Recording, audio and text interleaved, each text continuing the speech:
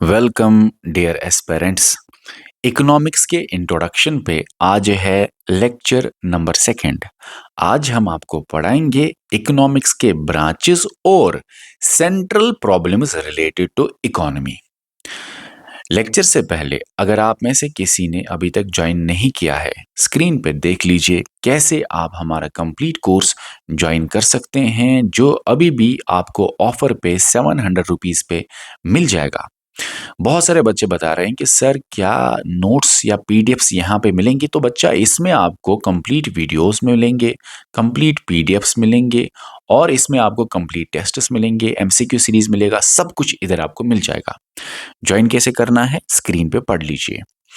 इसके अलावा हमारी एप्लीकेशन पे और भी कुछ कोर्सेज चल रहे हैं, इनको भी आप चेकआउट कर सकते हैं इसी वीडियो के डिस्क्रिप्शन में या कमेंट सेक्शन में। इन सभी कोर्सेज का लिंक अवेलेबल होगा, उस लिंक के जरिए आप जाके ज्वाइन कर लीजिए। अब हम स्टार्ट करते हैं इकोनॉमिक्स का लेक्चर नंबर 2। लेक्चर नंबर 1 में हमने ये सब आपको पढ़ाया हुआ है, हालांकि एक पॉइंट मैं ऐड करना चाहता हूं यहाँ पे, क्योंकि रिसेंटली एक क्वेश्चन पूछा गया है। इकोनोमाइजिंग ऑफ रिसोर्सेज का मतलब क्या होता है? शॉर्ट और सिंपल है, मतलब वही जो मैंने आपको लेक्चर नंबर 1 में अच्छे से पढ़ाया। इकोनॉमिक्स की डेफिनेशन जो है वही है इकोनोमाइजिंग ऑफ रिसोर्सेज। शॉर्ट में बताइए क्या है डेफिनेशन? सिंपल सी डेफिनेशन ये है, हाउ टू यूज सिक्योर या लिमिटेड या minimum resources to get maximum benefit. Minimum resources को किस तरह इस्तेमाल करेंगे मैक्सिमम बेनिफिट उठाने के लिए, वही है इकोनोमाइजिंग ऑफ रिसोर्सेज। चलिए, इसके अलावा लेक्चर नंबर 1 में मैंने एक दो पॉइंट और ऐड किए हैं। बहुत सिंपल है, क्योंकि मैं कोई पॉइंट छोड़ना नहीं चाहता। मैं नहीं चाहता कि कोई ऐसा क्वेश्चन आए एग्जाम में जो हमारे पढ़ाए हुए कंटेंट के बाहर हो।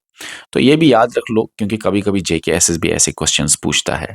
इकोनॉमिस्ट मैंने आपको इन सब के बारे में पढ़ाया डिटेल में लेक्चर नंबर 1 में, लेकिन यहाँ पे पॉइंट ऐड जो किया है वो है, एडम स्मिथ स्कॉटलैंड से थे, अल्फ्रेड मार्शल इंग्लैंड से, रॉबिन्स भी इंग्लैंड से थे, जेम कीन्स भी इंग्लैंड से थे और पॉल सैमुअल्सन यूएसए के थे। ओके, चलिए अब हम यहां से स्टार्ट करते हैं। Lecture number 2 introduction of economics का जो है, उसके अंदर आज हम आपको पढ़ाएंगे ब्रांचेस ऑफ इकोनॉमिक्स, जिसमें दो main branches micro and macro के बारे में हम अच्छे से पढ़ाएंगे। उसके अलावा कुछ और ब्रांचेस भी है जिन पे सवाल आते हैं। उसके अलावा आज ही के लेक्चर में हम आपको पढ़ाएंगे सेंट्रल प्रॉब्लम्स ऑफ इकोनॉमिक, जिसमें 7 सेंट्रल प्रॉब्लम्स आपको याद रखने हैं। और सबसे इंपॉर्टेंट आज ही के लेक्चर के एंड पे पीपीएफ प्रोडक्शन पॉसिबिलिटी फ्रंटियर भी आपको पढ़ाएंगे। और याद रखना, मैं जितना भी आपको पढ़ाता हूं ये सब इंपॉर्टेंट है, एक भी ऐसा पॉइंट नहीं है जो आपको लगे या जो मुझे लगे कि मुझे छोड़ना चाहिए, क्योंकि ये सभी आए हुए अलग अलग एग्जाम्स के क्वेश्चंस हैं। मैं जब आपको नेक्स्ट लेक्चर में ये टॉपिक खत्म कराऊंगा इंट्रोडक्शन, उसके बाद मैं आपको दिखाऊंगा कि कौन कौन से एग्जाम्स में ये क्वेश्चंस आए हैं, और आपको एहसास होगा कि जो भी मैं आपको पढ़ाता हूं वो हर बात मेरी, याद रखना, मेरी मुंह से निकली हुई हर बात एग्जाम में आया हुआ क्वेश्चन होता है। ये मैं आपको दिखाऊंगा। चलिए, और आपके भी एग्जाम में क्वेश्चन यहीं से आएगा। ब्रांचेस ऑफ इकोनॉमिक्स, याद रखना इकोनॉमिक्स के दो मेन ब्रांचेस है। कौन कौन सा? Micro economics, macro economics. अब सवाल कहां से बनता है? माइक्रो इकोनॉमिक्स आया इकोनॉमिक्स के कौन से एरा में, जमाने में, स्टेज में? इकोनॉमिक्स के कौन से जमाने में आया माइक्रो इकोनॉमिक्स? याद रखना, कौन से जमाने में? क्लासिकल एंड न्यो क्लासिकल एरा में। और मैक्रो इकोनॉमिक्स कब आया? किनीजियन जमाने में, किनीजियन एरा में। तो माइक्रो इकोनॉमिक्स पहले आया, फिर मैक्रो इकोनॉमिक्स आया। माइक्रो इकोनॉमिक्स आया क्लासिकल और नियो क्लासिकल एरा में, जो एराज मैंने आपको लेक्चर नंबर 1 में पढ़ाए हैं। इन एराज में तो अब बताइए, क्लासिकल एरा और नियो क्लासिकल एरा का फोकस क्या था? माइक्रो इकोनॉमिक्स की मैक्रो इकोनॉमिक्स? तो माइक्रो इकोनॉमिक्स इमर्ज हुआ, बताइए किसमें? क्लासिकल एरा में। अब अगर सवाल आए, बताइए क्लासिकल और न्यू क्लासिकल एरा में कौन सा ब्रांच ऑफ इकोनॉमिक्स आया वजूद में, या इमर्ज हुआ, या उसके बारे में बातें होती थी, या कंसेप्ट आया? तो माइक्रो इकोनॉमिक्स का कंसेप्ट आया। मैक्रो तो बाद में आया, माइक्रो इकोनॉमिक्स का कंसेप्ट आया इनमें एडम स्मिथ और एल्फ्रेड मार्शल। एडम स्मिथ जो क्लासिकल एरा का था, एल्फ्रेड मार्शल जो नियो क्लासिकल एरा का था, दोनों के दोनों माइक्रो इकोनॉमिक्स के बारे में बात करते थे अपनी अपनी किताब में। एडम स्मिथ की किताब ये इस साल में आई, वेल्थ ऑफ नेशंस।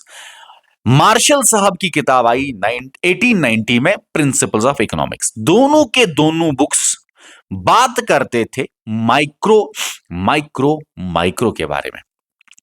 तो ये आपको याद रखना है। इसीलिए तो बहुत किताबें लिखती हैं कि एडम स्मिथ है फादर माइक्रो इकोनॉमिक्स का, बहुत किताबें लिखती हैं एल्फ्रेड मार्शल है फादर माइक्रो इकोनॉमिक्स का। हालांकि दोनों के दोनों है फादर माइक्रो इकोनॉमिक्स के, वो बात अलग है। लेक्चर नंबर 1 में मैंने आपको बताया है कि अगर सवाल में कोई क्वेश्चन आए फादर ऑफ माइक्रो इकोनॉमिक्स और एडम स्मिथ भी हो और एल्फ्रेड मार्शल भी हो, तो फर्स्ट प्रेफरेंस किसको दोगे? वैसे दोनों ऑप्शंस नहीं होंगे, लेकिन अगर होंगे तो फर्स्ट प्रेफरेंस किसको दोगे, ये भी मैंने आपको लेक्चर नंबर 1 में एंड में आपको बताया है। ओके, तो इन दो जमानों में, इन पेरेंट्स में, इन टाइम पीरियड्स में या इनके दौर में, इन दो इकोनॉमिस्ट्स के दौर में माइक्रो आया। मैक्रो कब आया? कीनीजियन जमाने में, कीनीजियन एरा में। इस डेट पे जब ये किताब आई, कौन सी किताब? General theory of employment, interest and money. ये किताब कब आई? कीनीजियन एरा में। ये बात करती थी मैक्रो इकोनॉमिक्स के बारे में, और ये किताब जो लिखी जेएम कीन्स ने। तो बताइए, सवाल कहीं से भी आ सकता है, बताइए मैक्रो इकोनॉमिक्स कौन से एरा में इमर्ज हुआ? कीनीजियन एरा में इमर्ज हुआ। कौन सी किताब मैक्रो इकोनॉमिक्स के बारे में कंसेप्ट देती थी? General theory of employment, interest and money. कौन सा इकोनॉमिस्ट मैक्रो इकोनॉमिक्स के बारे में बात करता था? मैक्रो के बारे में बात करता था जेएम कीन्स। इसीलिए तो जेएम कीन्स है father of macro economics. Okay, चलिए फिलहाल ये मैंने आपको बता दिया। अब ब्रांचेस ऑफ इकोनॉमिक्स में आपने देख लिया, पहले इस दौर में माइक्रो आया, क्लासिकल नियो क्लासिकल में, फिर मैक्रो आया। ठीक है, चलिए अब सुनिए इंपॉर्टेंट है। अगर आपको यह बताया जाए कि माइक्रो इकोनॉमिक्स का मतलब क्या, मैक्रो इकोनॉमिक्स का मतलब क्या, तो आप तो दूर से जवाब दे सकते हैं। माइक्रो मतलब जब आप इकोनॉमिक्स में छोटे लेवल की स्टडी करते हैं। स्मॉल, क्योंकि माइक्रो निकला है ग्रीक वर्ड माइक्रोस से, जिसका मतलब स्मॉल मतलब इंडिविजुअल यूनिट्स की स्टडी करते हैं, छोटे लेवल की स्टडी करते हैं। मतलब इंसानों के बारे में, हाउसहोल्ड या हाउसहोल्ड्स के बारे में, इंडस्ट्रीज या फर्म्स या फर्म के बारे में, एक मार्केट या कुछ मार्केट्स, फ्यू मार्केट्स के बारे में। तो जब एक इंडिविजुअल छोटे लेवल की स्टडी हो, उसको माइक्रो इकोनॉमिक्स बोलते हैं। मैक्रो इकोनॉमिक्स भी नाम से आपको पता हो गया होगा। मैक्रो ग्रीक वर्ड मैक्रोस से निकला है, जिसका मतलब लार्ज। यहां पे आप छोटी बातें नहीं, बड़ी बड़ी बातें करते हैं, एंटायर इकोनॉमी के बारे में पढ़ते हैं, होल के बारे में पढ़ते हैं, एग्रीगेट सब के बारे में, टोटल लगा के बारे, एंटायर ऑल मतलब यहां पे आप और कंट्री में के बारे में, स्टेट के बारे में, यूटी के बारे में पढ़ते हैं। और आप ये कह सकते हैं, आप ये बात आप प्लीज याद रख लेना, क्योंकि क्वेश्चंस आए हैं। जिस भी लाइन में, जिस भी क्वेश्चन में आपको होल दिखे, एग्रीगेट दिखे, टोटल दिखे, एंटायर दिखे, ऑल दिखे, तो याद रखना मैक्रो इकोनॉमिक्स। आपके 4 ऑप्शंस जो होंगे मैक्रो इकोनॉमिक्स को टिक करेंगे, आप याद रखना, क्योंकि सवाल अलग अलग तरह से आए हैं। अगर सवाल आए इंडिविजुअल के बारे में, तो इंडिविजुअल जहां पे होगा तो प्लीज वहां पे आप माइक्रो इकोनॉमिक्स टिक करना शॉर्ट में, क्योंकि सवाल आए हैं ऐसे।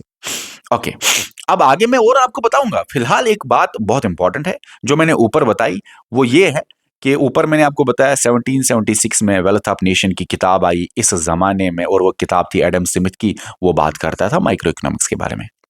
इस डेट पे प्रिंसिपल्स ऑफ इकोनॉमिक्स किताब आई, किसकी? मार्शल साहब की, न्यू क्लासिकल जमाने में, और वो भी बात करता था माइक्रो इकोनॉमिक्स के बारे में।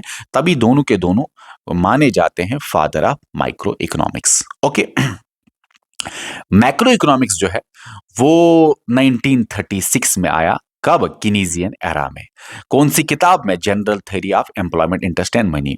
और ये किताब किसकी थी? JM Keynes. इसीलिए जेएम कीन्स जो है उसको माना जाता है father of macro economics. Fathers मैंने आपको ऊपर पढ़ाए हैं लेक्चर नंबर 1 के लास्ट में, बहुत सारे फादर्स पढ़ाए हैं, वो देख लीजिए आप। ओके, यहां तक तो क्लियर है। अब इंपॉर्टेंट बात यह है कि मैक्रो इकोनॉमिक्स का कंसेप्ट दिया उसके फादर ने, जेएम कीन्स ने, इस किताब में। माइक्रो इकोनॉमिक्स का कंसेप्ट दिया ये दोनों फादर्स ने अपनी किताबों में, अपने जमाने में कंसेप्ट दिया। लेकिन माइक्रो का वर्ड टर्म और मैक्रो का वर्ड टर्म नहीं दिया है इन्होंने बस कंसेप्ट दिया, आइडिया दिया। उन्होंने बताया कि इसमें क्या होता है, क्या होता है, मगर वर्ड नहीं कॉइन किया। याद रखना, रागनार फ्रेश ऐसा बंदा है जिसने डिवाइड भी किया और वर्ड मतलब टर्म भी दिया, माइक्रो इकोनॉमिक्स, मैक्रो इकोनॉमिक्स। अगर सवाल आए इकोनॉमिक्स को किसने डिवाइड किया, माइक्रो और मैक्रो में डिवाइड किसने किया? रागनार फ्रेश ही आप याद रखेंगे। कब किया? 1933 में। ओके, ये टर्म्स माइक्रो और मैक्रो किसने दिया? रगनार फ्रेश ने ही दिया। कब दिया? 1933 में। तो macro term Ragnar Frisch, micro term Ragnar Frisch, दोनों टर्म्स इसी ने दिए। शॉर्ट में समझ आ गया आपको। 1933 में डिवीजन भी किया और टर्म भी दिया रगनार फ्रेश ने। रगनार फ्रेश कहां के थे? नॉर्वे के। रगनार फ्रेश इंपॉर्टेंट ये है क्योंकि ये सवाल आया है, पहला ऐसा इकोनॉमिक्स में Nobel prize winner Ragnar Frisch ही थे। 1969 में इन्होंने नोबेल प्राइज जीता। तो ये पहला वो बंदा बन जाता है जिसने इकोनॉमिक्स में नोबेल प्राइज हासिल किया 1969 में। हालांकि इसके साथ और एक बंदा था, टिम्बरजिन, ओके, जिसने भी नोबेल प्राइज लिया। अब तो इतना क्लियर है। Who coined the term? Who divided the economics into micro? बस रागनार फ्रेश, खत्म बात। अब सुनो सर, इंडिविजुअल के बारे में बोला, ये दोनों एडम स्मिथ जो वेल्थ के बारे में बात करता था, एल्फ्रेड मार्शल जो प्रिंसिपल्स ऑफ इकोनॉमिक्स में वेलफेयर के बारे में बात करता था, दोनों के दोनों इंडिविजुअल्स के बारे में ज्यादा बात करते थे, हाउस होल्ड्स के बारे में बात करते थे ज्यादातर, फर्म, फैक्ट्रीज, इंडस्ट्रीज या इंडस्ट्री के बारे में बात करते थे, एक मार्केट या मार्केट्स के बारे में बात करते थे, कुछ फ्यू मार्केट्स के बारे में बात करते थे, एक इंडिविजुअल या कुछ इंडिविजुअल्स के बारे में बात करते थे, एक हाउस होल्ड या कुछ हाउस होल्ड्स, मान लीजिए 5000 हाउस होल्ड्स किसी एरिया के, उनके बारे में बात करते थे। तो ये ज्यादातर छोटे छोटे स्टडी करते थे, छोटे छोटे लेवल पे स्टडी करते थे। हालांकि मैं आपको बताऊं, उन दिनों के इकोनॉमिस्ट्स का ज्यादा फोकस होता था मार्केट या मार्केट्स के ऊपर, और उन दिनों के इकोनॉमिस्ट स्टडी करते थे ज्यादातर मार्केट प्राइसेस को। याद रखना, मार्केट में जो प्राइस है, जो मार्केट में किसी गुड का या सर्विस का प्राइस जो है वो क्या है, कितने रुपए का ये सामान मिलता है, क्यों मिलता है ये इतने रुपए का, ये प्राइस इतना क्यों है इस सामान का, और ये सामान का प्राइस फ्यूचर में कैसे चेंज हो सकता है, मतलब कैसे बढ़ सकता है प्राइस या घट सकता है किसी भी कमोडिटी का, गुड का या सर्विस का। ये इनका मेन फोकस होता था। मार्केट्स में मार्केट प्राइसेस क्या है, क्यों है, कैसे फ्यूचर में चेंज हो सकते हैं। और मार्केट्स में ये मार्केट प्राइस का सिलसिला डिमांड और सप्लाई डिसाइड करता था। वैसे ये डिमांड सप्लाई आगे हमें देखना है, आगे के लेक्चर्स में अच्छे से डिटेल में। डिमांड, जो लोग डिमांड करेंगे सामान का, कंज्यूमर्स, सप्लाई जो प्रोड्यूसर्स या भेजने वाला सप्लाई करेगा, तो ज्यादातर प्राइसेस उसी के इर्द गिर्द घूमते थे। चलिए अब आगे हम देखते हैं डिमांड सप्लाई। फिलहाल इतना आपको समझ में आ गया।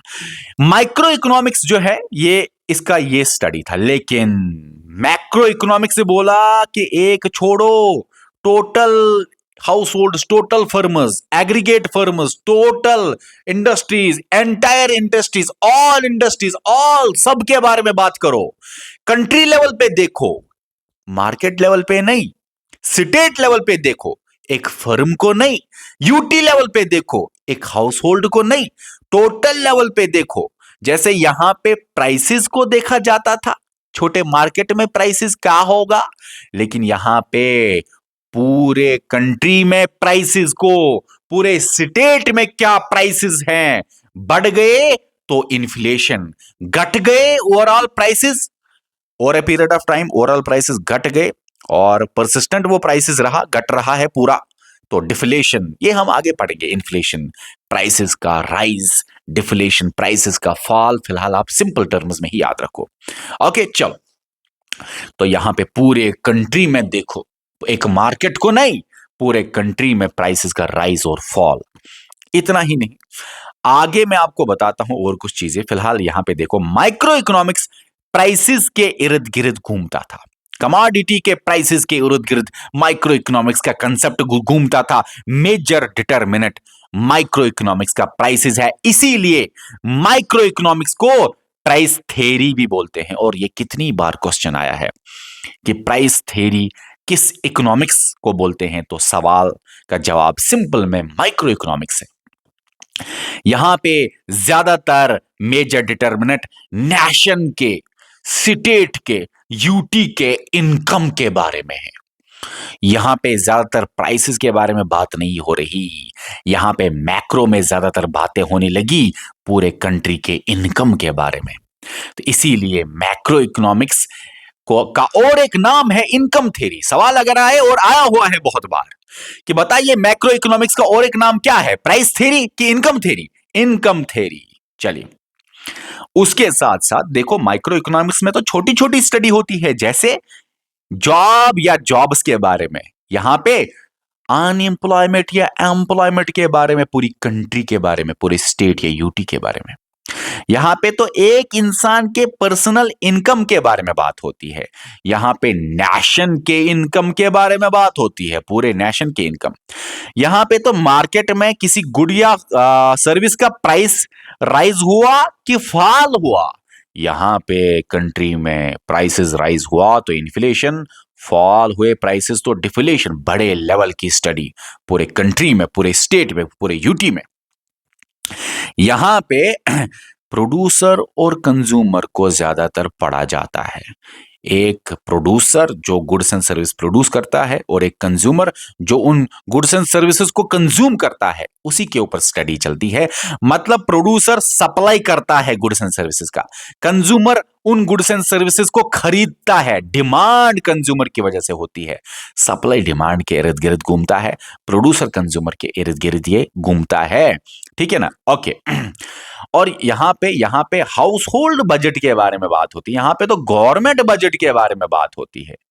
यहां पे तो प्रोड्यूसर कंज्यूमर का सप्लाई डिमांड कंट्रोल करता है प्राइसेस का राइज फॉल। मैंने ऊपर बोला ना, मार्केट का प्राइसेस सप्लाई और डिमांड के बेसिस पे चलता है। सप्लाई डिमांड से मार्केट में प्राइसेस का इंक्रीज और फॉल होता है। तो प्राइसेस का इंक्रीज फॉल मार्केट में सप्लाई डिमांड प्रोड्यूसर कंज्यूमर के काम पे होता है। ठीक है ना, माइक्रो इकोनॉमिक्स में। लेकिन यहां पे अगर प्राइसेस बढ़ गए या प्राइसेस घट गए, डिफ्लेशन, उनका कंट्रोल सप्लाई डिमांड से तो नहीं, उनका कंट्रोल बड़े लेवल पे होता है फिस्कल पॉलिसी, गवर्नमेंट की पॉलिसी, इन्फ्लेशन डिफ्लेशन कंट्रोल करने के लिए। Monetary policy central bank of India RBI की पॉलिसी है इन्फ्लेशन और डिफ्लेशन को कंट्रोल करने के लिए। यहां पे तो डिमांड सप्लाई कंट्रोल खुद ही कर लेता है माइक्रो में, एक मार्केट में। लेकिन पूरे नेशन में जब प्राइसेस राइज हो या प्राइसेस फॉल हो, तो उसको कंट्रोल करने के लिए बड़े बड़े नेशन लेवल की पॉलिसी चलाई जाती है। फिस्कल पॉलिसी गवर्नमेंट की, और monetary policy reserve bank of India की, जिसमें इन्फ्लेशन डिफ्लेशन को कंट्रोल किया जाता है। यहां पे तो हाउस होल्ड बजट, यहां पे तो गवर्नमेंट बजट, यहां पे तो बैंक के इंटरेस्ट रेट क्या चल रहे हैं किसी पर्टिकुलर बैंक के बारे में, या 2-3 बैंक्स के बारे में, या 10-15 बैंक्स के बारे में। यहां पे पूरे बैंकिंग सेक्टर या आरबीआई को देखा जाता है। याद रखना, ये सवाल आया है, आरबीआई माइक्रो इकोनॉमिक्स की स्टडी है कि macro? RBI reserve bank of India, central bank जब आप पढ़ते हैं, तो यहां पे तो बैंक के अलग से इंटरेस्ट रेट आप देखते हो, लेकिन यहां पे पूरे आरबीआई, सेंट्रल बैंक ने, रिजर्व बैंक ऑफ इंडिया ने क्या पूरा बैंकिंग सेक्टर इंडिया में किस तरह से मैनेज करता है आरबीआई, वो सारा पढ़ना पड़ता है। यहां पे पूरा economic growth national income, inflation, unemployment, employment, poverty कितना है। यहां पे तो देखा जाता है कि इसकी इनकम कितनी है, एक इंसान इंडिविजुअल। यहां पे पूरे नेशन पुअर्टी कि कितना गरीब है, अमीर है, सब कुछ। इधर तो एक इंसान की वेल्थ देख सकते हैं, यहां पे पुअर्टी वगैरह सब कुछ बड़े लेवल की। शॉर्ट में यहां पे देखो ना, इंडिविजुअल सप्लाई एंड डिमांड ज्यादातर देखा जाता है, लेकिन यहां पे एग्रीगेट में, टोटल में सप्लाई एंड डिमांड। यहां पे माइक्रो बोलता है बॉटम लेवल पे ही देख लो आप, बॉटम अप अप्रोच, मतलब बॉटम लेवल पे फोकस करो। हाउस होल्ड बॉटम लेवल पे, फर्म एक या फर्म्स, मार्केट को देखो, इंडिविजुअल को देखो, इंडस्ट्री को देखो, फैक्ट्री को देखो, बॉटम लेवल की स्टडी करो। Bottom up approach. यहां पे टॉप डाउन अप्रोच, बड़े लेवल पे देखो कंट्री, यहां पे तो हाउस होल्ड मेन फोकस है, यहां पे कंट्री लेवल, बड़े लेवल। टॉप डाउन अप्रोच मतलब टॉप पे फोकस करो। बॉटम अप अप्रोच मतलब बॉटम पे प्राइमरी फोकस, छोटे लेवल की फोकस। यहां पे टॉप लेवल की फोकस मतलब बड़े लेवल की focus. Top down approach macro economics में होता है, टॉप पे ही आप देखो, कंट्री लेवल पे ही आप देखो। बॉटम लेवल खुद ही, हाउस होल्ड खुद ही। जब कंट्री लेवल पे आप देखोगे तो हाउस होल्ड, इंडस्ट्री, फर्म जो छोटे लेवल की है, डाउन पे जो है वो खुद ही चल जाएगा। लेकिन top focus, country focus, top focus macro economics में। ठीक है, चलो यहां तक तो क्लियर है सर। अब सर, अगर पुराने जमाने में पहले माइक्रो चलता था इसकी स्टडी चलती थी, क्या जरूरत पड़ी थी जेएम कीन साहब को क्या जरूरत पड़ी थी मैक्रो इकोनॉमिक्स एक नया ब्रांच लाने का, उसका कंसेप्ट लाने का?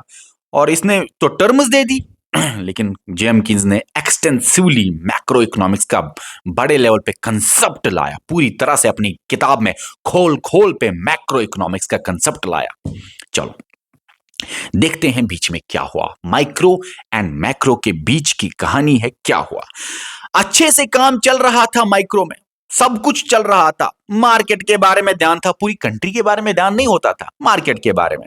और मार्केट में जब काम चलता था, ठीक ठाक काम चलता था, तो उन दिनों मार्केट प्राइसेस के साथ साथ स्टॉक मार्केट, आप कह सकते हैं स्टॉक मार्केट, मार्केट के ऊपर स्टॉक मार्केट होता है वो जगह जहां पे आप कंपनी के शेयर्स, वो जगह जहां पे आप कंपनी के शेयर्स बाय करते हैं या सेल करते हैं, वो मार्केट। स्टॉक मार्केट क्या है?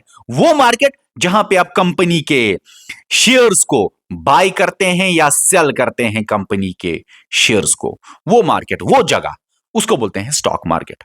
उन दिनों स्टॉक मार्केट पे बहुत फोकस होने लगा और स्टॉक मार्केट का क्रैश ही था reason of emergence of macro economics. मैं बताऊंगा आपको स्टॉक मार्केट क्रैश एक रीजन था।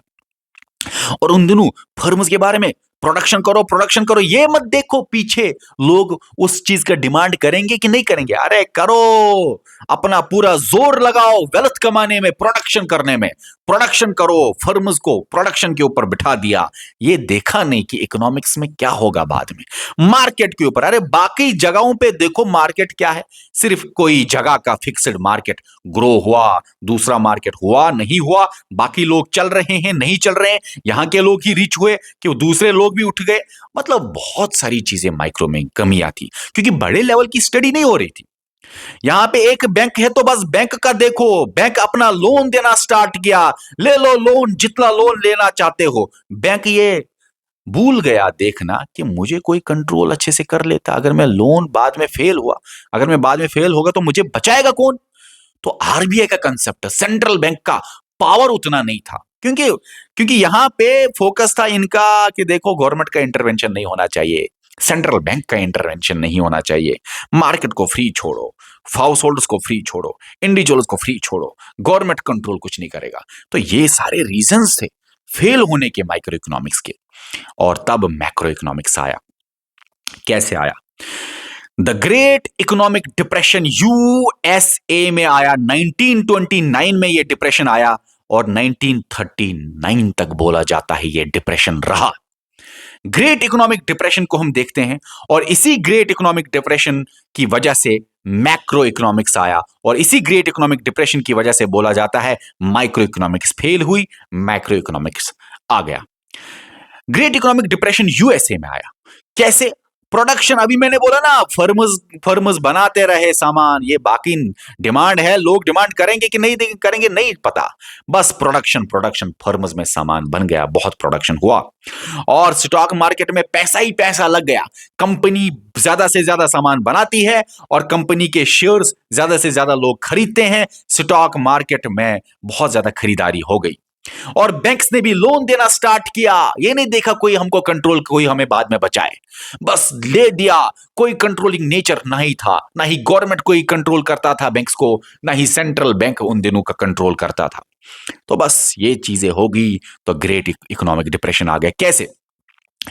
बोला जाता है स्टॉक मा जब ओवर प्रोडक्शन, आपने बहुत ज्यादा सामान बना दिया, बहुत ज्यादा, जिसकी नीड भी नहीं थी, तो कंपनी में जब सामान ज्यादा बन गया तो बिकना नहीं स्टार्ट हुआ उतना सामान जितना बना था। तो कंपनी के ओनर्स ने अपने ये जो बंदे थे उनको निकालना स्टार्ट किया, तो थोड़ा सा अनएम्प्लॉयमेंट स्टार्ट हुआ और पता चला कि कंपनी का प्रॉफिट उतना नहीं आता क्योंकि सामान उठता नहीं जितना बनाया। आपने बहुत ज्यादा सामान बनाया, सामान बिकता ही नहीं है, कंपनी थोड़ा सा हिलने लगी, फर्म्स थोड़ा सा हिलने लगे। और प्रोडक्शन एक बड़ा रीजन था, बहुत सारे रीजन थे यहां पे शॉर्ट में डिप्रेशन पढ़ाने के लिए, और प्रोडक्शन एक बड़ा रीजन था।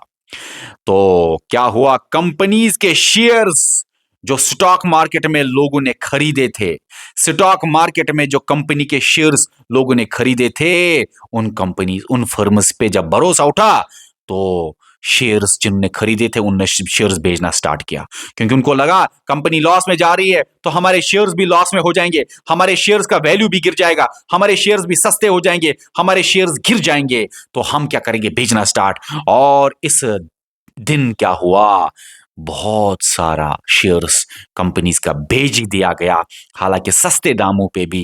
तो पूरा अफरा तफरी मच गई और ये दिन को बोला जाता है ब्लैक ट्यूसडे, क्योंकि पूरा स्टॉक मार्केट क्रैश हुआ, हर कंपनीज के शेयर्स बिकना स्टार्ट हुए, शेयर्स गिर गए।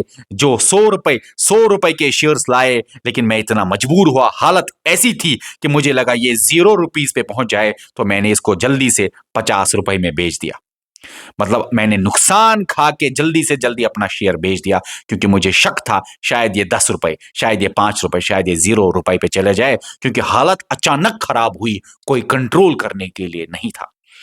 और मैंने ये 100 रुपए का शेयर जो लगाया था, ये बैंक से लोन लिया था, क्योंकि बैंक तो धड़ाधड़ लोन दे रहा था, जितना पैसा चाहिए उतना बैंक दे रहा था। अब 100 रुपए का शेयर मैंने लाया था और मैंने जल्दी से जल्दी बेच दिया, क्योंकि मुझे शक था कि पूरा क्रैश हो जाएगा, शायद कुछ ही दिनों में ये 0 रुपए या 1 रुपए या 5 रुपए चला जाए। चलो अभी तो 50-60 रुपए मिल रहे हैं, मैंने बेच दिया, लेकिन मैं तो लॉस में हुआ ना। 100 रुपीज का शेयर लेकिन 60 रुपए में बेच डाला, तो मैं तो लॉस में हो गया। और ये 100 रुपए मैंने बैंक से लिया था, तो बैंक भी फेल हो गए। इस डेट को ब्लैक ट्यूसडे बोलते हैं, क्योंकि यही वो दिन था जब पूरी तरह से पता चला कि पूरा मार्केट ही हिल गया। ये स्टॉक मार्केट जो यूएसए का था, यूएसए में ये स्टॉक मार्केट था, न्यूयॉर्क में, यूएसए में, उसको बोलते थे वॉल स्ट्रीट। इस ये जो जहां पे जो जगह थी ना, जहां पे स्टॉक मार्केट लगता था, जहां पे शेयर्स खरीदे और बाय और सेल किए जाते थे, वॉल स्ट्रीट न्यूयॉर्क में वो जगह है जो असल में क्रैश हो गया 1929 में।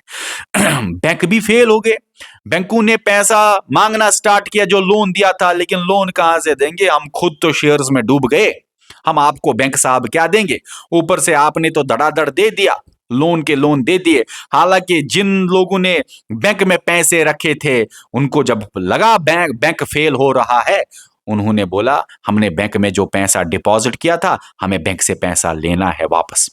बैंक ने आगे जो लोन दिया था, तो बैंक को वो लोन भी नहीं मिला। हालांकि जिन लोगों ने बैंक में पैसे रखे थे, वो लोग बैंकों पे जमा हो गए, हमको पैसा दे दो, लेकिन बैंक ने बोला मेरे पास तो कुछ पैसा जमा ही नहीं, रिजर्व ही नहीं, मैंने तो सारा उठ के आगे लोन में दे दिया और उन्होंने आगे लगा दिया, लेकिन हमको तो पैसा लोन से नहीं मिल रहा, तो हम आप लोगों को क्या देंगे, लोन तो वापस लोग दे नहीं रहे। तो बैंक पूरी तरह से क्रैश हुआ, फेल हुआ और डिप्रेशन में, पूरा डिप्रेशन ही चला गया शॉर्ट में, ठीक है ना। अच्छा, लोग लोग जब अफरा तफरी होगी कि हमको पैसा वापस दे दो, तो बैंक कहां से दे सकता है, क्योंकि कुछ रिजर्व नहीं रखा। तब कंसेप्ट आया, अरे बड़े लेवल पे सोचा होगा। आरबीआई बैंकों को क्या बोलता है, रिजर्व रखो, reserve ratios, cash reserve ratio, CRR, SLR वगैरह वगैरह। तो बस उन दिनों तो कोई बचाने वाला नहीं था, न गवर्नमेंट का कंट्रोल था, न सेंट्रल बैंक का कंट्रोल था, बचाने वाला नहीं था, छोड़ दिया था मार्केट को, और अनएम्प्लॉयमेंट बढ़ गया। फैक्ट्रीज ने ज्यादा से ज्यादा लोगों को निकालना स्टार्ट किया। पहले तो ओवर प्रोडक्शन की वजह से थोड़ा सा स्टार्ट किया निकालना, लेकिन जब ये प्रॉब्लम्स हो गए तो कंपनीज, फैक्ट्रीज, फर्म्स जो हैं, वो इंडस्ट्रीज जो है, उन्होंने ज्यादा से ज्यादा लोगों को निकाल दिया। अनएम्प्लॉयमेंट और ज्यादा बढ़ गया, बेरोजगारी बढ़ गई, और यूएसए की हालत हुई 3% से 25% बेरोजगारी बढ़ गई। और आउटपुट जो था वो बहुत कम हुआ, क्योंकि फैक्ट्रीज का भी आउटपुट पे फिर असर पड़ा। आउटपुट भी फैक्ट्रीज का कम हो गया, क्योंकि फैक्ट्रीज ही खत्म हो गई, बंद होनी स्टार्ट हुई, फिर आउटपुट भी रिड्यूस हुआ बाय 33% यूएसए में इन दिनों जब ग्रेट डिप्रेशन आया।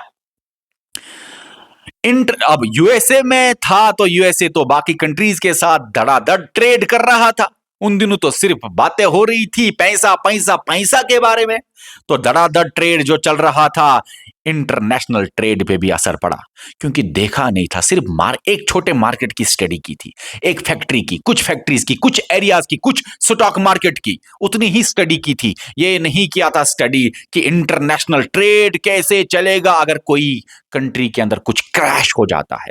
पहले इस न्यूयॉर्क से ये पूरे यूएसए में फैला, और यूएसए से पूरे दुनिया में ये असर पड़ा इसका, ग्रेट इकोनॉमिक डिप्रेशन का। तो देखा गया, देखो प्रॉब्लम हुई, कोई गवर्नमेंट का कंट्रोल नहीं था, क्योंकि गवर्नमेंट बड़े लेवल का सोचता है, वो जॉब के बारे में नहीं, एम्प्लॉयमेंट के बारे में सोचता है।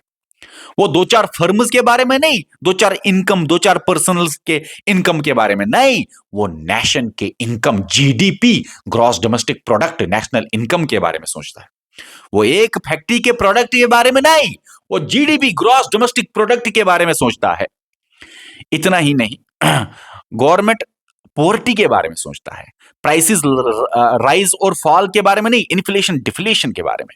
इसी तरह सेंट्रल बैंक नहीं था कोई उतना, सेंट्रल बैंक का कंट्रोल, तो बड़े लेवल की बोला कि देखो सेंट्रल बैंक को कंट्रोल दे दो, क्योंकि बड़े लेवल की स्टडी करो, मैक्रो लेवल की स्टडी करो, वो सारे जितने भी कंट्री के अंदर बैंक्स है उन सबको कंट्रोल करेगा, कंट्री लेवल के बैंक्स को स्टडी करना पड़ेगा।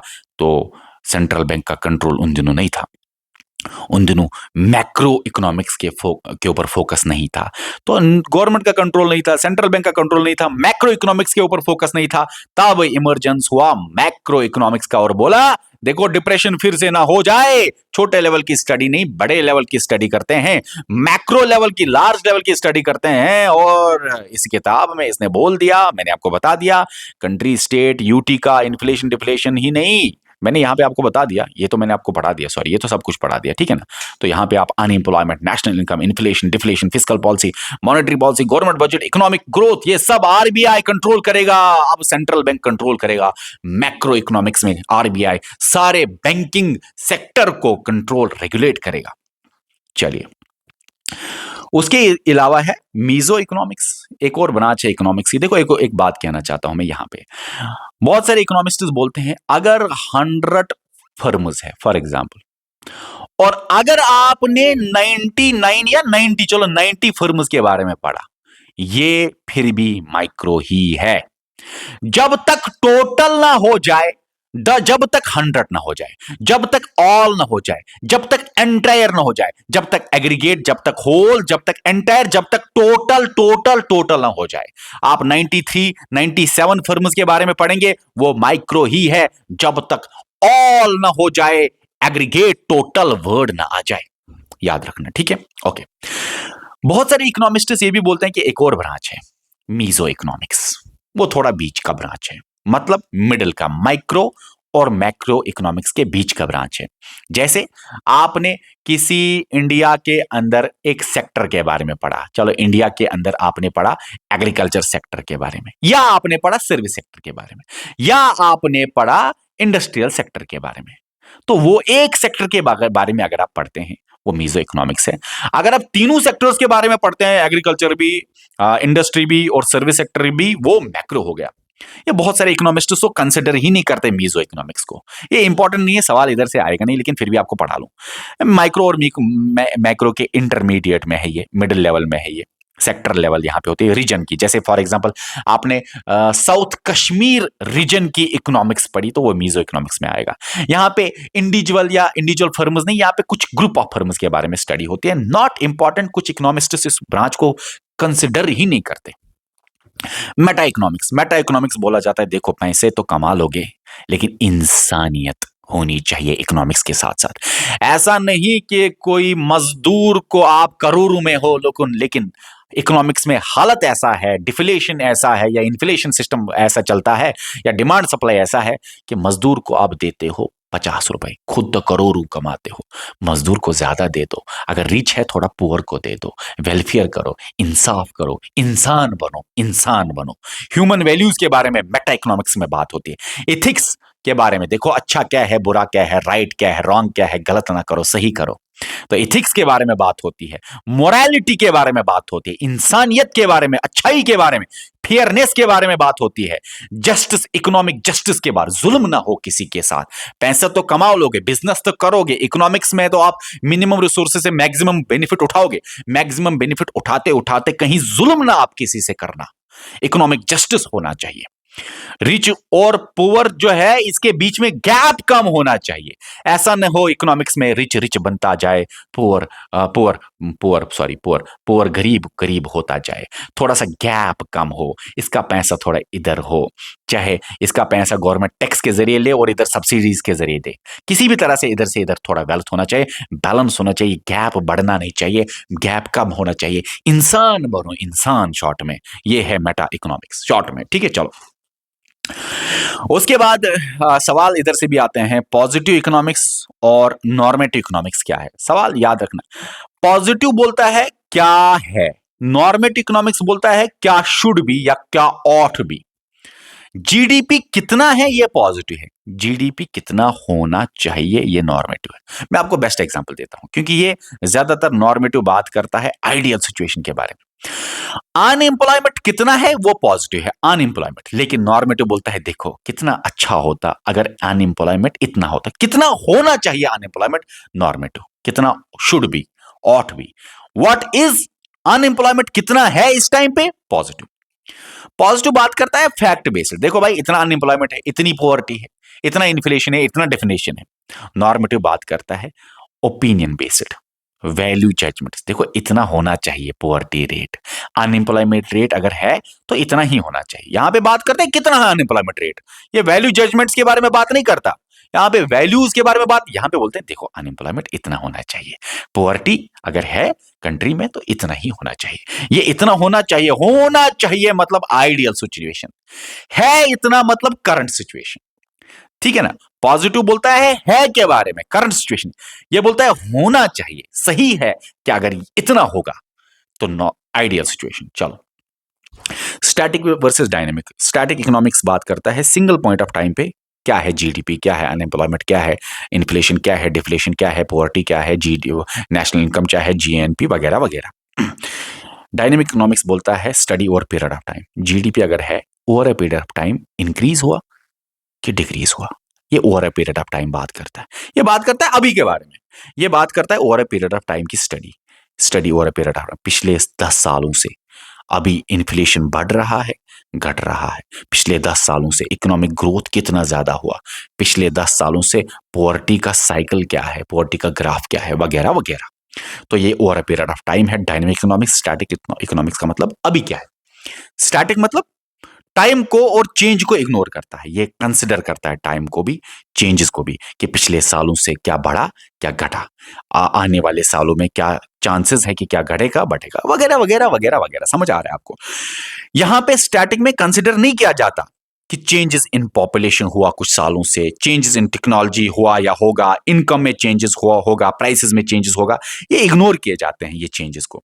यहाँ पे ये जो चेंजेस है ये रखे जाते हैं, कंसिडर किए जाते हैं चेंजेस। डायनेमिक इकोनॉमिक्स में चेंजेस को कंसिडर किया जाता है, टाइम को कंसिडर किया जाता है, over a period of time changes को कंसिडर किया जाता है, पॉपुलेशन में, टेक्नोलॉजी में, इनकम में, प्राइसेस में। बाकी भी ब्रांचेस हैं, नॉट इंपॉर्टेंट।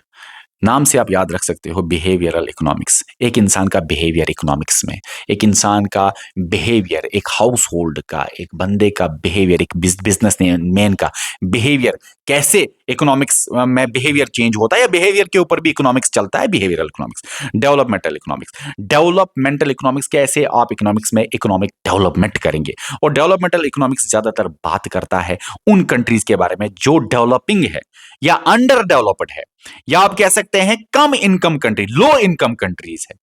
ज्यादातर बात करता है डेवलपिंग इकोनॉमीज के बारे में, ये डेवलपमेंट इकोनॉमिक्स, या आप कह सकते हैं ग्लोबल साउथ नेशंस। ठीक है ना। ओके, आगे के लेक्चर में मैं आपको ये सारी चीजें बता दूंगा। फिलहाल आप पब्लिक इकोनॉमिक्स बात करता है कि देखिए पब्लिक इकोनॉमिक्स और पब्लिक फाइनेंस फर्क है, थोड़ा सा फर्क है। पब्लिक इकोनॉमिक्स बात करता है स्टडी ऑफ गवर्नमेंट का रोल इन इकोनॉमी।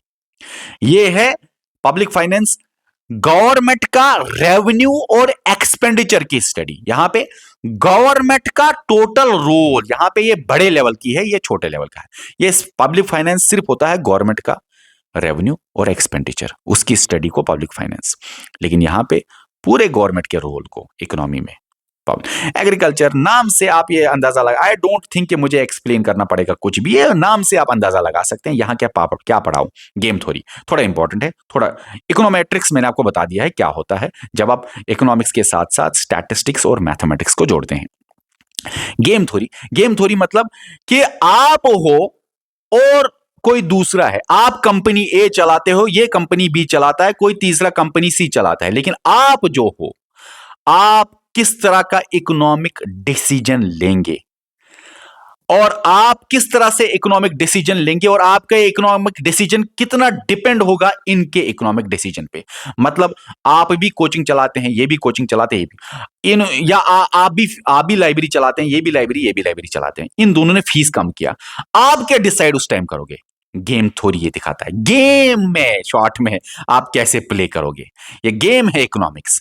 ये बंदा ऐसा चला, ए वाला ऐसा चला और बी वाला किसी बात के लिए क्रॉस किया, आप हो वो, आप अब क्या करेंगे, आप टिक करेंगे, मानेंगे, या ए को फॉलो करेंगे, बी को फॉलो करेंगे, या खुद को फॉलो करेंगे। आप अपना इकोनॉमिक डिसीजन, आप अपने इकोनॉमिक डिसीजन के चॉइसेस कितने डिपेंडेंट है ऑन अदर्स या अदर कंपनीज, ये आपको गेम थ्योरी में पढ़ाया जाता है। जब कंपटीशन होगा ए और बी कंपनी में, आपस में कंपटीशन है, आप अपने कंपटीटर को फॉलो करते हो, नहीं करते हो, कैसे क्या डील, किस तरह से इकोनॉमिक डिसीजन लेते हैं आप कंपटीशन में, ये है गेम थ्योरी। चलो आगे चलते हैं।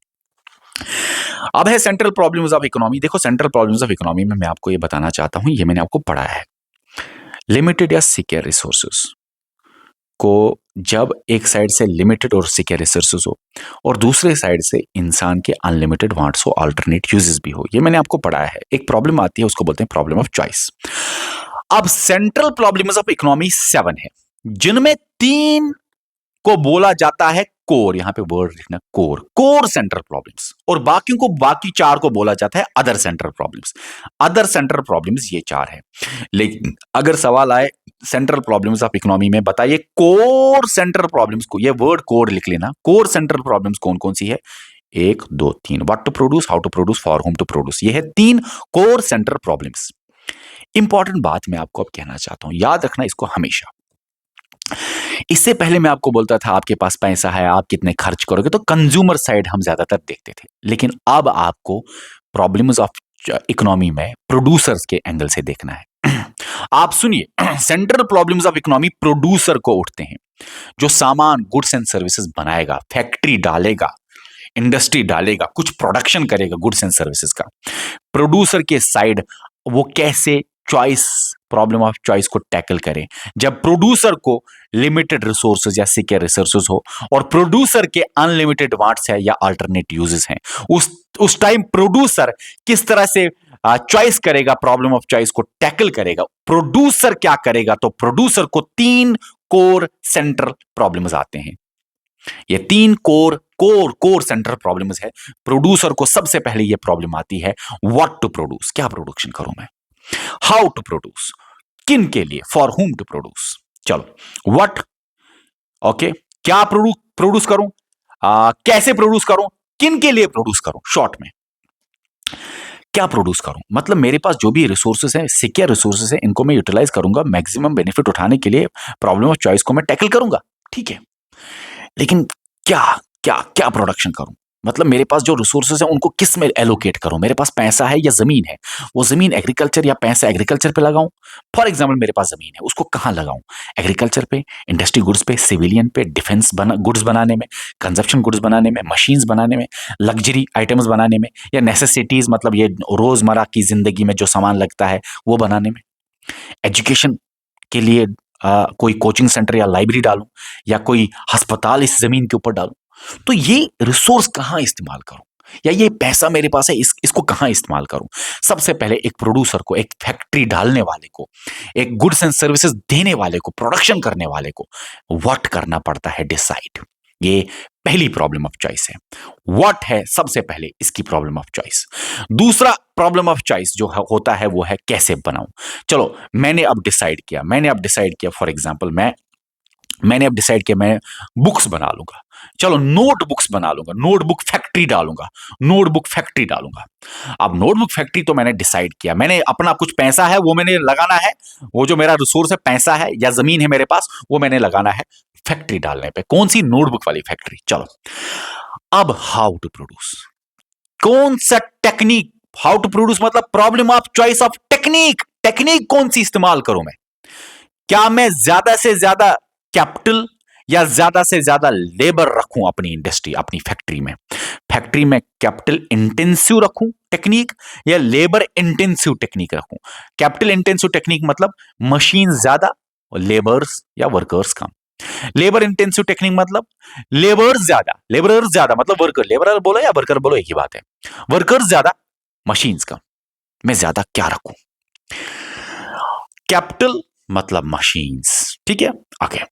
अब यहां पे आपको एक बात कहनी है मुझे, हाउ टू प्रोड्यूस मतलब कौन सी टेक्निक इस्तेमाल करूं। मैंने फॉर एग्जांपल मैंने बोला चलो मैं मशीन को ज्यादा रखूंगा, ऑटोमेटिक मशीन। मैं छोटी वोटी मशीन नहीं, मैं बड़ी ऑटोमेटिक मशीन लाऊंगा, एडवांस्ड मशीन लाऊंगा, जो सारा नोटबुक मुझे बना के देगा, जिसमें वर्कर सिर्फ 2-4 ही चाहिए। ऐसे जो पुरानी फैक्ट्रीज थी नोटबुक मेकिंग, उधर तो 10-15 वर्कर चाहिए, यहां पे 1-2 वर्कर भी काफी है। तो मैंने कैपिटल इंटेंसिव टेक्निक इस्तेमाल की। चलो, उसके साथ साथ फॉर हुम टू प्रोड्यूस, अब मैं किसके लिए बनाऊं, डिस्ट्रीब्यूशन।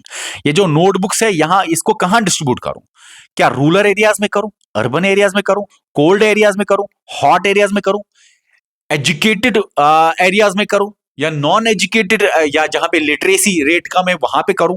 तो नोटबुक में ज्यादातर वहां पे करूंगा जहां पे पढ़ाई होती है, उस एरिया में तो नहीं करूंगा जहां पे पढ़ाई होती ही नहीं, मेरा तो लॉस हो जाएगा। तो डिस्ट्रीब्यूशन, होम टू प्रोड्यूस होता है problem, for whom to produce को का और एक नाम है problem of choice of distribution. Distribute कैसे करना है, और सबसे इंपॉर्टेंट याद रखना, डिस्ट्रीब्यूशन 2 तरह का है, पर्सनल मतलब घर वालों को, हाउस होल्डर्स को बेचना, सामान बेचना हाउस होल्डर्स को, सामान बेचना घर वालों को, हाउस होल्डर्स को, कंज्यूमर्स को। दूसरा होता है फंक्शनल, सामान बेचना लेकिन फंक्शनल मतलब फैक्ट्री के अंदर सामान बेचना, सामान डिस्ट्रीब्यूट करना। फंक्शनल मतलब फैक्टर्स ऑफ प्रोडक्शन को, फंक्शनल याद रखना, factors of production. Factors of production होता है एक फैक्ट्री के अंदर 4 फैक्टर ऑफ प्रोडक्शन, याद रखना। एक फैक्ट्री, किसी भी फैक्ट्री के अंदर आप याद रखो 4 फैक्टर्स ऑफ प्रोडक्शन है, जो हमें आपको आगे पढ़ाना है। लैंड, लेबर, कैपिटल, एंटरप्रेन्योर, मतलब ये 4 है फैक्टर्स ऑफ प्रोडक्शन, मतलब ये 4 है वो इंपॉर्टेंट इनपुट्स या फैक्टर्स ऑफ प्रोडक्शन के लिए ये 4 इंपॉर्टेंट है। कोई भी सामान, गुड बनाने के लिए ये चार फैक्टर्स जरूरी है, फैक्टर्स ऑफ प्रोडक्शन। सामान बनाने के लिए आपको कोई फैक्ट्री डालनी है, आपको सबसे पहले लैंड चाहिए, आपको मजदूर चाहिए, आपको पैसा चाहिए या मशीन्स चाहिए जिस पैसे से आप मशीन्स खरीदोगे।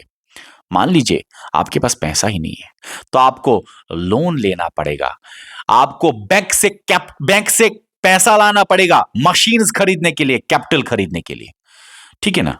और आप खुद भी इंपॉर्टेंट है इस फैक्टर्स ऑफ प्रोडक्शन में। आप एंटरप्रेन्योर, आप भी चाहिए, पैसा भी चाहिए, कैपिटल जिससे आप फैक्ट्रीज, जिससे आप मशीन्स खरीदेंगे, मजदूर भी चाहिए, लेबर्स भी, और जमीन भी चाहिए, और आप भी चाहिए, आप इंसान भी चाहिए जो बिजनेसमैन है। जमीन को क्या मिलता है, जहां पे जमीन आपने ली किराए पे फॉर एग्जांपल, तो जमीन पे मिलेगा रेंट, वो बात अलग है कि आपकी अपनी जमीन है, अगर नहीं होगी तो किराए पे ली तो रेंट। लेबर को आप दोगे वेजेस। कैपिटल जहां से, अगर आपके पास पैसा है मशीन खरीदने के लिए तो छोड़ो, लेकिन अगर आपने बैंक से लोन लिया है मशीनें खरीदने के लिए, कैपिटल खरीदने के लिए, तब आपको बैंक को देना, चुकाना पड़ेगा उस लोन पे इंटरेस्ट। और आप खुद भी है, आपको क्या मिलेगा, कैपिटल देने वाले को इंटरेस्ट मिलेगा, बैंक को इंटरेस्ट मिलेगा, लेबर को वेजेस मिलेगा, जमीन देने वाले को रेंट मिलेगा, आपको खुद क्या मिलेगा, प्रॉफिट मिलेगा। ये है पैसा, ये पैसे के बारे में यहां से है, ठीक है। ये है फैक्टर्स ऑफ प्रोडक्शन। एक इंपॉर्टेंट बात, अगर आप फॉर होम टू प्रोड्यूस में, ये चीज बहुत इंपॉर्टेंट है क्योंकि ये सवाल आया है, प्लीज इस बात को याद रखना। फॉर होम टू प्रोड्यूस में सबसे इंपॉर्टेंट है, पर्सनल तो है, आप rural area, urban area, cold वगैरह कहां पे देंगे, याद रखना। फॉर होम टू प्रोड्यूस में सबसे इंपॉर्टेंट एक प्रोड्यूसर याद रखता है कि देखो मुझे जो डिस्ट्रीब्यूशन करना है वो मुझे अपनी कंपनी के अंदर भी डिस्ट्रीब्यूशन, जिस इंसान से लैंड खरीदी है तो डिस्ट्रीब्यूशन मुझे जो करना है, मैं जो भी सामान भेजूंगा वो मुझे रेंट भी निकलना चाहिए, मुझे लेबर्स के वेजेस भी निकलना चाहिए, मुझे अगर कैपिटल लिया है तो इंटरेस्ट भी निकलना चाहिए, मुझे प्रॉफिट भी आना चाहिए। इस तरह का डिस्ट्रीब्यूशन मुझे करना है, इसको बोलते हैं फंक्शनल डिस्ट्रीब्यूशन। डिस्ट्रीब्यूशन में प्रोड्यूसर याद रखता है फॉर होम टू प्रोड्यूस में। जब आप फॉर होम याद रखेंगे ना तो आपको याद आएगा जब मैं डिस्ट्रीब्यूशन करूंगा तो मुझे फंक्शनल डिस्ट्रीब्यूशन भी करना है। इस तरह से डिस्ट्रीब्यूशन करना है कि मुझे अपनी फैक्टर्स ऑफ प्रोडक्शन चुकाने हैं, लैंड को रेंट, लेबर को वेजेस, कैपिटल को इंटरेस्ट, और खुद को भी प्रॉफिट आना चाहिए। इस तरह से डिस्ट्रीब्यूशन करना है मुझे गुड्स एंड सर्विसेज का, इसको बोलते हैं फंक्शनल डिस्ट्रीब्यूशन। इसीलिए एक सवाल आया है कि बताइए कि ये जो लेबर वेजेस लेता है ये किस सेंट्रल प्रॉब्लम का हिस्सा है, हाउ टू प्रोड्यूस, ये और ये नहीं था, फॉर होम टू प्रोड्यूस आपका सही ऑप्शन था। ये क्वेश्चन आ चुका है, आपको भी आ सकता है। चलो, अदर सेंट्रल प्रॉब्लम्स में आपको याद रखना है, देखो प्रॉब्लम्स ऑफ रिसोर्स ऑप्टिमाइजेशन, मतलब कि देखे रिसोर्सेज को आप अच्छे से एफिशिएंटली यूज करेंगे, रिसोर्सेज को आप एफिशिएंटली यूज करेंगे, इकोनॉमिक रिसोर्सेज को आप एफिशिएंटली यूज करेंगे, इसको इकोनॉमिक एफिशिएंसी भी बोलते हैं। जैसे रिसोर्सेज जो भी यूटिलाइज्ड है उसको इफेक्टिवली यूज करेंगे, वेस्ट नहीं करेंगे, ताकि आपको ज्यादा से ज्यादा आउटपुट आ जाए। और यहीं पे आपका नेक्स्ट टॉपिक आता है पीपीएफ, प्रोडक्शन पॉसिबिलिटी फ्रंटियर, जो बहुत इंपॉर्टेंट है, जो हम आपको वैसे कल पढ़ाएंगे नेक्स्ट लेक्चर में, क्योंकि आज का लेक्चर थोड़ा लंबा हो जाएगा। फिर एक और बात याद रखना, यहां पे एक और प्रॉब्लम आती है कि फुल एम्प्लॉयमेंट। जितने भी रिसोर्सेज है वो सारे के सारे इस्तेमाल होने चाहिए, इंसान सारे के सारे एम्प्लॉयड होने चाहिए, इंसान जो सबसे इंपॉर्टेंट रिसोर्स है वो सारे के सारे एम्प्लॉयड होने चाहिए। ये भी एक प्रोड्यूसर को प्रॉब्लम आती है अदर सेंटर प्रॉब्लम्स में। प्रोड्यूसर को ये भी प्रॉब्लम आती है कि कैसे ज्यादा से ज्यादा इफेक्ट वेस्ट ना करूं, रिसोर्स को आउटपुट बढ़ाऊं। प्रोड्यूसर को ये भी प्रॉब्लम आती है कि जितने भी रिसोर्सेज मेरे पास है सारे के सारे यूज करूं, full employment, all resources must be utilised. मेरी जितने भी क्वांटिटी है रिसोर्सेज की वो सारी की सारी यूज करूं, लैंड को यूज करूं, लेबर रिसोर्स है वो भी यूज करूं, कैपिटल रिसोर्स है वो भी यूज करूं, एंटरप्रेन्योर जितने भी हैं हम सब यूज हो जाए, तो प्रॉब्लम ऑफ फुल एम्प्लॉयमेंट। चलो, प्रॉब्लम ऑफ ग्रोथ, ये भी एक इकोनॉमिक प्रॉब्लम है। क्या ओवर टाइम कैसे हम ग्रो हो जाए, आने वाले सालों में लैंड, लेबर, कैपिटल, एंटरप्रेन्योर ये सब महंगा हो जाएगा, तो ओवर टाइम हम कैसे ग्रो हो जाए, ग्रोथ लाए, रिसोर्सेज को बढ़ाए। लैंड को बढ़ाए, लेबर को बढ़ाए, कैपिटल को बढ़ाए, एंटरप्रेन्योर ज्यादा से ज्यादा किस तरह से बढ़ जाए, रिसोर्सेज मेरे पास ज्यादा से ज्यादा लेबर्स कैसे आए, रिसोर्सेज बढ़ जाए, क्वांटिटी कैसे चेंज हो जाए। ग्रोथ क्वांटिटी के बारे में बात करता है, डेवलपमेंट क्वालिटी के बारे में बात करता है। एक और प्रॉब्लम आती है, बढ़ेंगे तो हम, ग्रोथ तो लाएंगे, लेकिन एक कंट्री लेवल पे इकोनॉमिक डेवलपमेंट भी प्रोड्यूसर देखता है कि इकोनॉमिक डेवलपमेंट भी हो जाए। इंडिया जब बड़ी बड़ी फैक्ट्रीज का प्रोडक्शन करती है तो ये दिमाग में रखता है इंडिया कि इकोनॉमिक डेवलपमेंट भी आ जाए, हम देखते हैं पूरा कंट्री डेवलप्ड हो जाए। कैसे कैसे? यहां पे तो बढ़ गया आपका रिसोर्सेस, लैंड बढ़ा दिया, लेबर्स बढ़ा दिए, एंटरप्रेन्योर, आपके वेजेस बढ़ गए, आपके सब कुछ फैक्टर्स ऑफ प्रोडक्शन के अंदर जितना भी पैसा मिलता है वो भी बढ़ गया, रेंट, वेजेस, इंटरेस्ट, प्रॉफिट, वो सब आपने बढ़ा दिया, ग्रोथ कर दिया। लेकिन डेवलपमेंट भी करना है, मतलब क्वालिटेटिव चेंज, मतलब क्वालिटी भी बढ़ानी है। सिर्फ पैसा ही नहीं बढ़ाना, रिसोर्सेज ही नहीं बढ़ा, पैसा ही नहीं बढ़ाना, बस क्वालिटी भी बढ़ानी है। मतलब लोगों का लिविंग स्टैंडर्ड बढ़ना चाहिए, क्वालिटी ऑफ लाइफ बढ़ना चाहिए। पैसा बढ़ेगा फिर लोग चर्स पिएंगे, ऐसा नहीं होना चाहिए। पैसा बढ़ेगा लोग इलिटरेट होंगे, ऐसा नहीं होना चाहिए। Quality of life, living standard भी बढ़ना चाहिए, लिटरेसी भी होनी चाहिए। पैसा बढ़ेगा, चरस पिएंगे, शराब पिएंगे और हेल्थ खराब हो जाएगा, ऐसा नहीं होना चाहिए। इकोनॉमिक ग्रोथ तो है, पैसा तो बढ़ाओगे आप, लेकिन डेवलपमेंट भी आप करोगे, आप क्वालिटी ऑफ लाइफ और लिविंग स्टैंडर्ड भी बढ़ाएंगे। मतलब लिटरेसी बढ़नी चाहिए, हेल्थ भी अच्छा होना चाहिए, लोगों का भलाई होना चाहिए, स्किल ज्यादा से ज्यादा होना चाहिए, इक्वालिटी ज्यादा होनी, टेक्नोलॉजी पे ज्यादा फोकस होना चाहिए। ठीक है ना? तो ये इकोनॉमिक डेवलपमेंट में ये मेन कंसर्न्स है, ये मेन कंसर्न है। हालांकि क्वालिटी ऑफ लाइफ और लिविंग स्टैंडर्ड बढ़ाना इकोनॉमिक डेवलपमेंट है। अब इसके बाद हम प्रोडक्शन पॉसिबिलिटी फ्रंटियर कल आपको पढ़ाएंगे, और कल ही हम आपको फिर बाकी रिमेनिंग टॉपिक्स पढ़ाएंगे, इंट्रोडक्शन ऑफ इकोनॉमिक्स को पूरी तरह से खत्म करेंगे।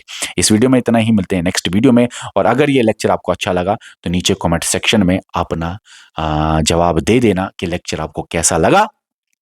लाइक इस लेक्चर को करना नहीं भूलना, और ज्यादा से ज्यादा अपने फ्रेंड्स के साथ शेयर कर लेना। इस लेक्चर को याद रखना, अपने फ्रेंड्स के साथ शेयर करो जो भी तैयारी कर रहे हैं फाइनेंस अकाउंट्स असिस्टेंट के लिए, और हमारे कंप्लीट कोर्स में ज्वाइन हो जाइए। 700 रुपीज के आसपास आपको बेस्ट क्वालिटी कंटेंट मिल जाएगा। इस वीडियो में इतना ही, मिलते हैं अब हम नेक्स्ट वीडियो में। और इस यूट्यूब चैनल को सब्सक्राइब करना नहीं भूलना, तभी जाके आपको हमारे वीडियोस की नोटिफिकेशन मिल जाएगी। Okay, bye.